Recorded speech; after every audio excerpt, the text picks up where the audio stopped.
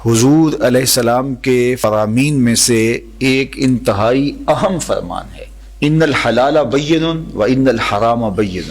حلال بھی واضح ہے اور حرام بھی واضح۔ حلال اور حرام کے درمیان کچھ چیزیں شبہ والی ہیں، لا یعلمہن کثیر من الناس، زیادہ لوگ ان کو جانتے نہیں۔ جو شبہ والی چیزوں میں پڑ گیا وہ حرام میں پڑ گیا۔ ہمیں اگر پتہ چلے کہ فلاں ہوٹل میں جو کھانا ملتا ہے اس میں کوئی ایسی چیز ہوتی ہے تو ہم اعراض کر جاتے ہیں، 2 قدم آگے چلے جاتے ہیں کہ ہم صحت کے ساتھ کھلواڑ نہیں کریں گے۔ اسی طرح ہم اپنی امور زندگی میں یہ ضابطہ طے کر لیں کہ ہر وہ ذریعہ رزق جس میں ہمیں اندیشہ ہو کہ اس میں شبہ ہے، تو ہمارے لیے ہمارے جسم کی ساخت اللہ نے اس طرح تو نہیں بنائی کہ ہم وہی کام کریں اور کوئی کر نہیں سکتے، تو ہمیں اس کام سے گریز کر کے اس کام پہ جانا چاہیے جو بالکل حلال ہو۔ تو مشکوک کو بھی اختیار نہیں کرنا اور حرام سے تو مکمل اجتناب کرنا ہے، بلکہ بعض امور جائز بھی ہوتے ہیں لیکن وہ خلاف اولا ہوتے ہیں، اور خلاف اولا ہونے کی وجہ سے ان کو بھی ترک کر دیا جاتا ہے۔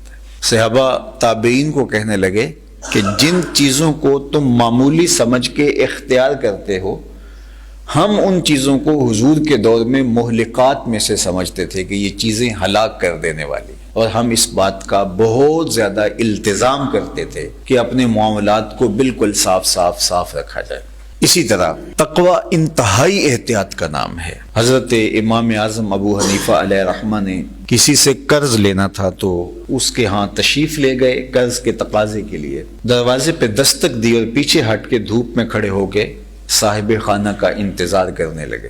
دھوپ بہت سخت تھی اور دیوار کا سایہ پڑ رہا تھا، تو کسی نے گزرتے ہوئے کہا کہ آپ سائے میں کیوں نہیں کھڑے ہو جاتے؟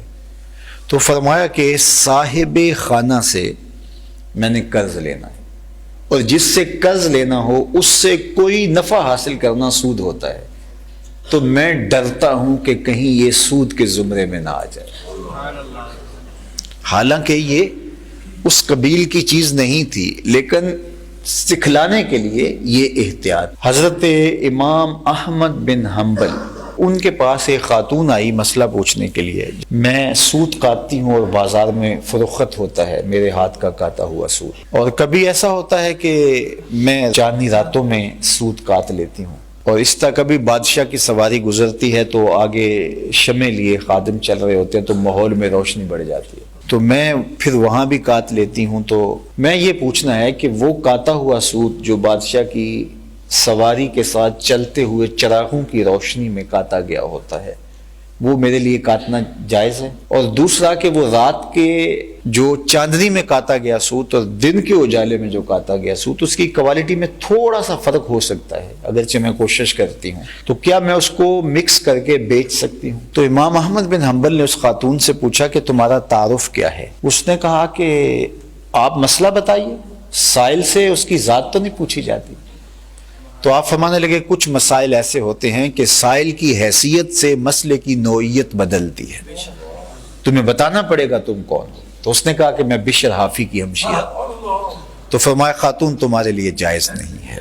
تو یہ احتیاطی امور ہوتے ہیں کہ جو بہت زیادہ احتیاط سے زندگی گزارنے کا درس دیتے ہیں۔ تو جن لوگوں نے اپنی زندگیوں کو رزق حلال کے حوالے سے بہت محتاط رکھا ہے، ایک تو اللہ نے ان کے وسیلہ رزق میں ان کے لیے برکت رکھی ہے، پیچیدگیاں بہت کم انہیں ہوتی ہیں، اور اس کے اثرات اولاد پر بہت سارے مرتب ہوتے ہیں، اولاد میں صالحیت پیدا ہوتی ہے۔ تو اپنے آپ کو اس طرح سے محفوظ کیا جائے کہ شبہ والی چیزوں کو بھی اختیار نہ کیا جائے۔